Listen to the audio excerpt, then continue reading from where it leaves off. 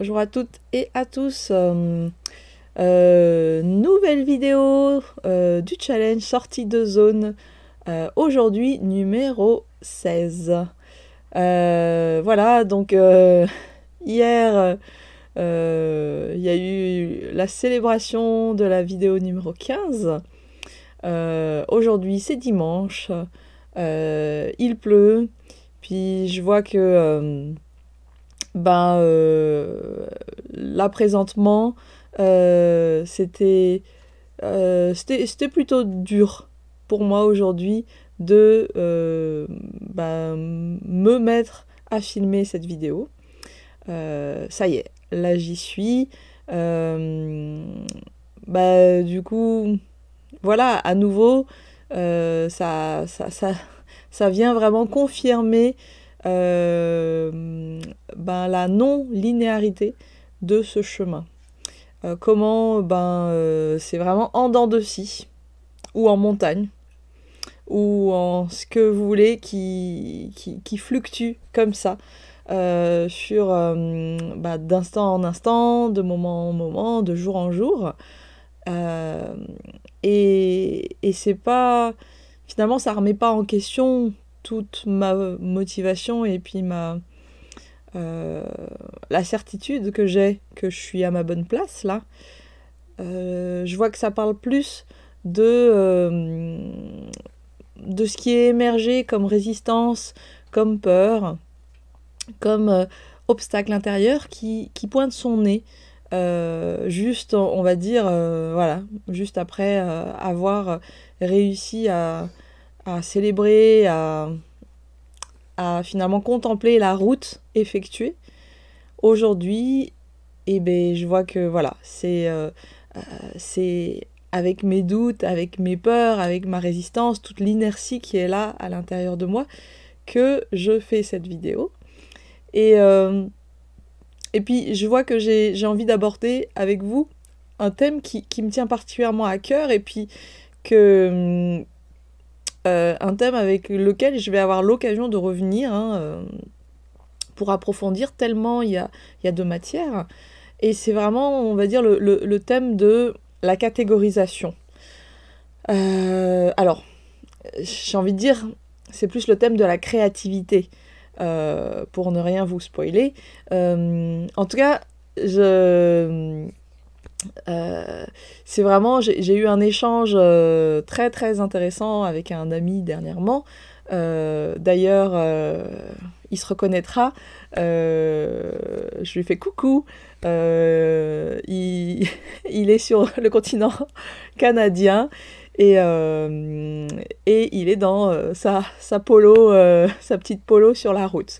En tout cas, il se reconnaîtra, et c'était intéressant parce que on parlait on échangeait sur le thème des tests de personnalité, et notamment comment notamment celui qui le MBTI, je sais plus si c'est en anglais ou en français, mais en tout cas voilà, inspiré par Myers-Briggs, qui est un test qui est assez fréquent en entreprise ou en test psychologique, j'ai envie de dire, qui peut définir, en tout cas, il y a plusieurs catégories de personnalités, et puis là, celui-là, notamment, il y en a 16. Et c'est intéressant parce que, qu'est-ce qui fait que, en tant que personne, on a cet élan à aller vers des catégories. Je vous parlais du concept de Carol Dweck, des états d'esprit. L'état d'esprit fixe et l'état d'esprit de développement. Et effectivement, là, à nouveau, c'est aussi des catégories. C'est effectivement ce qu'on peut voir, c'est que en tant qu'humain, dans une volonté d'appréhension intellectuelle et de compréhension, on a une sorte de besoin de catégoriser, besoin de mettre des étiquettes partout autour de nous, y compris sur soi. Et au final, voilà, est-ce que ça veut dire si le test est, on va dire, précis, ou en tout cas, on va dire pertinent dans le résultat? Est-ce que ça veut dire qu'on est défini par ça? Et effectivement, à ce niveau-là, bah, qu'est-ce qu'on fait de la liberté individuelle, notre capacité créatrice bah, de chaque instant? Et mon point de vue là-dedans, et puis c'est juste on va dire un préambule, en sachant que j'y reviendrai, puisque c'est vraiment un thème assez central, notamment en lien avec la créativité, en lien avec la liberté intérieure, en lien avec notre capacité à faire émerger et épanouir notre potentiel, notre, on va dire, bah, notre chef-d'œuvre qui est nous, notre vie, ce qu'on va avoir envie d'accomplir au niveau de notre contribution sur cette terre, au sein de cette société, ou en tout cas voilà, auprès de nos j'ai envie de dire nos pairs, PAIRS, en tant qu'être vivant. Et finalement, pour moi, je vois que c'est pas...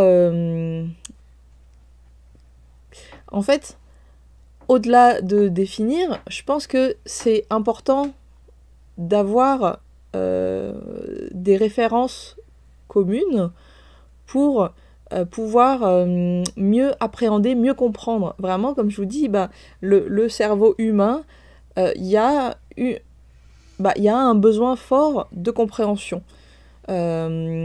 Souvent, quand quelque chose fait pas de sens, notre esprit va avoir tendance à en faire quand même.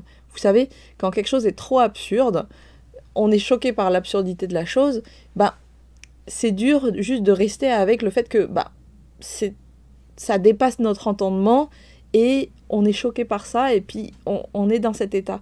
Souvent, on va tenter de broder, de tricoter, en tout cas de s'imaginer un fil qui va relier puis qui va créer du sens.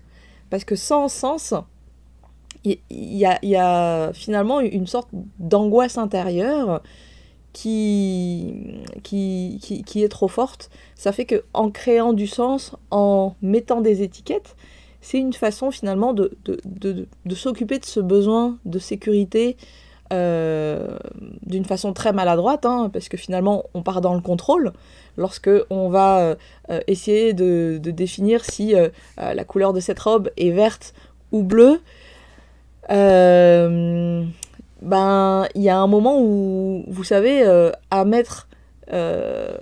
choisir une étiquette, on perd quand même. Ça nous aide, parce qu'effectivement, ça permet de mettre un label, et puis il y a quelque chose de rassurant dans le fait de définir et de catégoriser. Et en même temps, ça perd, on perd en faisant ça, on perd quand même de vue toute la spécificité de la réalité, toute la complexité de notre monde, que ce soit intérieur, psychique, physiologique. Je pense que c'est depuis le temps que la recherche scientifique essaye d'étudier le corps humain ou même le cerveau, et on est loin d'avoir tout compris dans ce fonctionnement. C'est extrêmement complexe.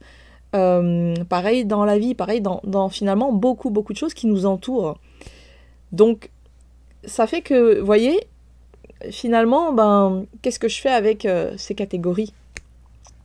Moi, en général, mon point de vue avec ça, c'est de savoir si cette robe, pour en revenir à quelque chose de simple, elle est verte ou bleue. Ça me permet finalement, tant que j'ai conscience que elle est ni verte ni bleue, elle est dans quelque chose qui est plus difficile à définir. Mais ce qui s'en rapproche le plus dans ma conception, on va dire, cognitive et rationnelle, c'est soit bleu, soit vert. Il y a peut-être voilà. Et encore, là, je vous le dis, c'est en français. Il y a peut-être des langues dans lesquelles on va pouvoir se rapprocher encore plus de cette teinte-là.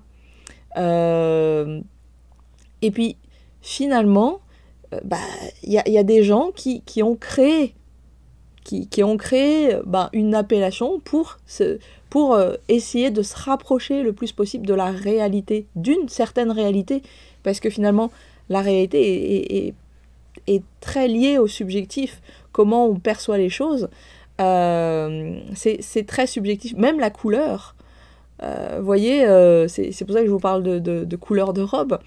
Il y a plusieurs images qui circulent sur Internet et les gens se battent. Pourtant, c'est la même photo, donc on va dire, il y a des faits, il y a quelque chose d'objectif, de visible et de précis, et les gens, il y a une multitude de réponses différentes. Tout ça pour dire que finalement, les étiquettes peuvent nous aider à nous rapprocher d'une certaine compréhension d'une certaine réalité. Par exemple, dans les tests de personnalité, hein, c'était de là qu'on partait, ça nous rapproche de certains fonctionnements, de certains élans, de certaines préférences de fonctionnement, vous voyez. Mais c'est important de garder en tête le fait que on est beaucoup plus grand, beaucoup plus complexe que ces catégories.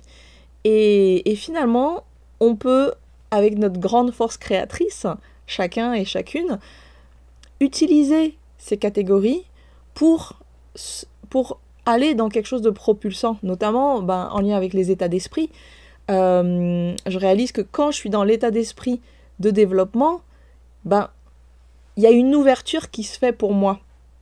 Il y a une ouverture qui se fait dans le champ des possibles, dans les champs de ce que moi je peux être, on va dire, donné à faire. Ça fait que ça donne un espace d'ouverture dans même la croyance, dans l'état d'esprit dans lequel je suis, par rapport à l'état d'esprit fixe, où effectivement ça donne quelque chose d'assez étriqué.